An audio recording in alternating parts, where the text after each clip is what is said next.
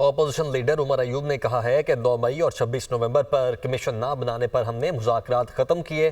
Chief election commissioner کی مدت ملازمت ختم ہو چکی ہے، انہیں اپنے عہدے سے استعفیٰ دینا چاہیے۔ اسپیکر قومی اسمبلی اور سینٹ چیئرمین کو خط لکھے لیکن اب تک کوئی جواب نہیں آیا۔ پاکستان میں اس وقت جمہوریت نہیں ہے، 26ویں ترمیم پر ججز بھی بول رہے ہیں۔ پیکا ایکٹ میں ترامیم آزادی اظہار پر پابندی لگانا ہے، یہ صحافیوں کے گلے کا پھندا ہے۔ وہ پشاور میں میڈیا سے گفتگو کر رہے تھے۔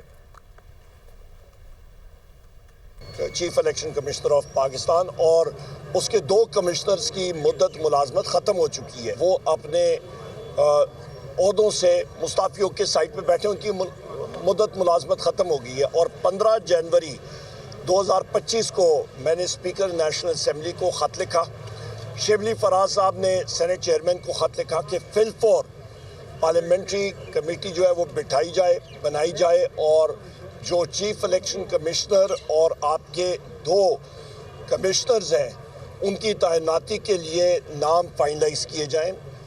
اس پہ ابھی تک نہ اسپیکر نیشنل اسمبلی کی طرف سے کوئی آیا۔ پاکستان میں اس وقت بدقسمتی کے ساتھ کسی قسم کی جمہوریت نہیں ہے۔ پیکا ایکٹ میں جو امینڈمنٹس ہوئی ہیں وہ جتنے میرے ساتھی یہاں پہ میڈیا کے موجود ہیں، یہ آپ کے خلاف استعمال ہوگا۔ یہ پھندا جو ہے یہ آزاد میڈیا اور آپ کی اپوزیشن کے خلاف یہ استعمال ہو رہا ہے۔